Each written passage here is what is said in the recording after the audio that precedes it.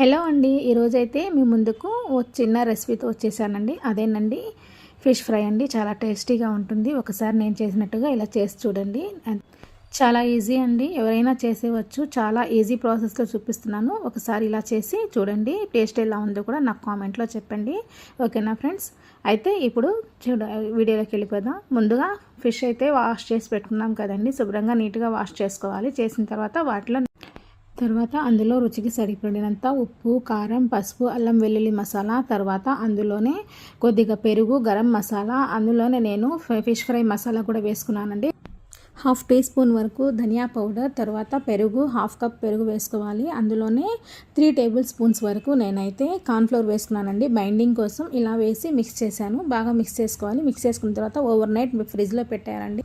ఇప్పుడైతే ఇది next day clip అండి. బాగా ఆ బాక్స్ని అయితే ఫ్రిడ్జ్లో నుంచి తీసేసి బాగా ఒకసారి మిక్స్ చేసుకోవాలండి. మిక్స్ చేసిన తర్వాత మనం స్టవ్ ఆన్ చేసుకొని కడాయి పెట్టుకొని అందులో ఆయిల్ వేసుకొని ఆయిల్ బాగా హీట్ అయ్యాక ఫిష్ పీసెస్ని వేసుకోవాలండి. ఎక్కువగా వేయకూడదు. ఇలా మనకి ఆయిల్ మనం ఎంత వేసుకున్నామో ఆ క్వాంటిటీని బట్టి 2 or 3 పీసెస్ వేసుకుంటే చాలండి. బాగా ఫ్రై అయ్యాక మళ్ళీ టర్న్ తిప్పుకొని మళ్ళీ ఇంకో వైపు కూడా బాగా అలాగే రెడ్ బ్రౌన్ కలర్ వచ్చేంత వరకు ఫ్రై చేసుకోవాలండి. ఓకేనా ఫ్రెండ్స్? ఈ వీడియో మీకు ఎలా అనిపించింది? ఈ వీడియో మీకు నచ్చినట్లయితే నా ఛానల్ అయితే సబ్స్క్రైబ్ చేసుకోండి.